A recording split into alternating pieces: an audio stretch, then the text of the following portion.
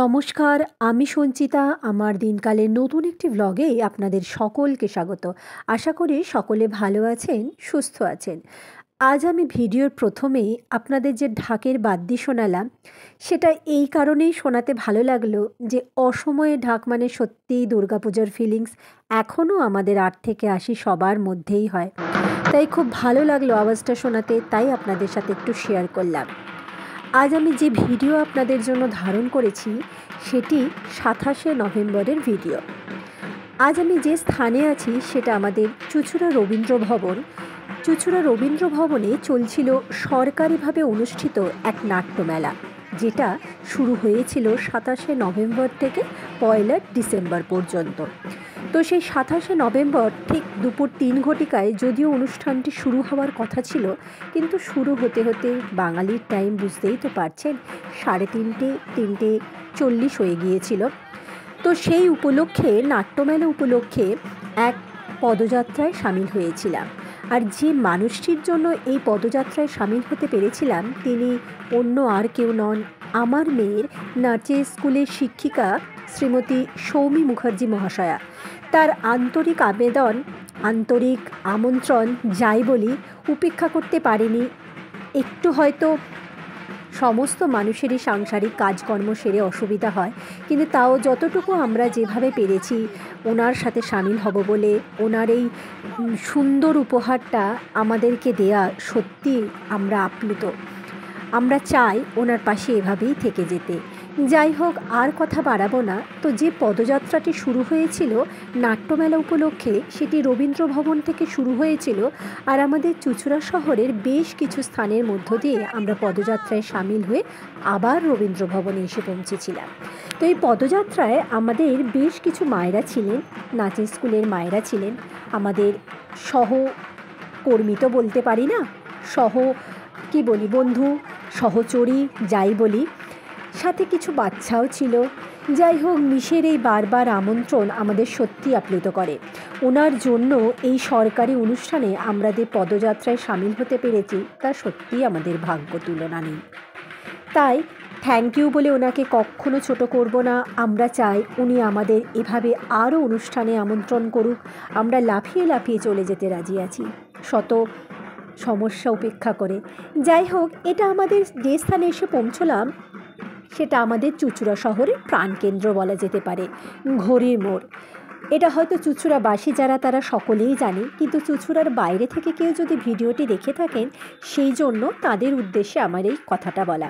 এটা আমাদের চুঁচুড়া শহরের প্রাণকেন্দ্র, এটা আমাদের চুঁচুড়া প্রাণের শহরের প্রাণকেন্দ্র যাই বলি। প্রাণকেন্দ্র পেরিয়ে এবার আমরা চলেছি আমাদের চুঁচুড়া শহরের কোর্টের মোড়, যেটা কোর্ট আছে, পুলিশ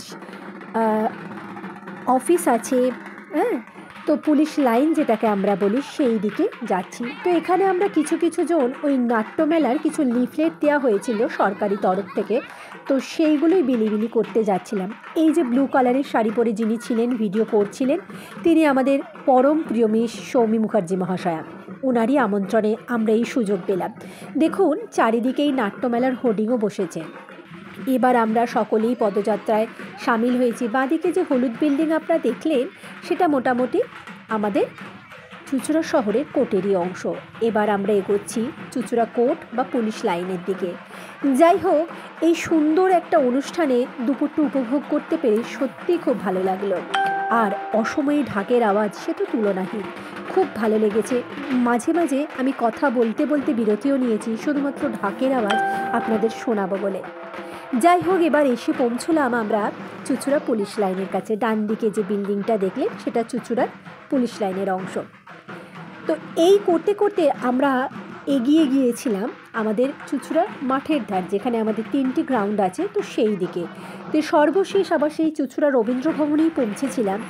এই পদযাত্রাটির একমাত্র উপলক্ষ ছিল যাতে জনসাধারণ বুঝতে পারে যে নাট্যমেলা চলছে, তো তাদের সার্বিক জ্ঞাতার্থেই এই পদযাত্রা হয়েছিল। বেশ ভালো লাগলো। প্রথমে শুরুটা আমি যখন করেছিলাম, লাইভে সেই অংশ দেখিয়েছি, অনেক লোকশিল্পের প্রোগ্রাম ছিল, খুব ভালো লাগছিল, নাচ হচ্ছিল, তো সেগুলো আমি লাইভেই দেখিয়েছি। এই কিছুটা ক্লিপিংস রেখেছিলাম নিজের মনের ভাবটাকে একটু আপনাদের সামনে তুলে ধরবো বলে, খুব ভালো লাগছিল। যাই হোক, দেখুন আমাদের ডান দিকে চুঁচুড়া রবীন্দ্র ভবন, আমরা সকলেই এসে রবীন্দ্র ভবনে পৌঁছে গেলাম। বেশ পুলিশ প্রশাসনের সহযোগিতাও খুব ভালো ছিল, ওনারাও আমাদেরকে অনেক সাহায্য করেছেন রাস্তায়, যাতে জ্যাম না হয় অযথা। যাই হোক, সত্যি এভাবে একটা অভাবনীয় দিন মিসের কাছ থেকে পাবো, সত্যি অকল্পনীয়। এগুলো তো আমরা সাধারণ যারা গৃহকর্মে নিপুণা মানুষ তারা তো পাই না, ওনাদের হাত ধরেই আমরা এভাবে চলতে পারি। যাই হোক, ওনার কাছে আবারও আন্তরিক শ্রদ্ধা জ্ঞাপন করি, ওনার জন্যই আজকে আমরা এই দিনটা দেখতে পেলাম।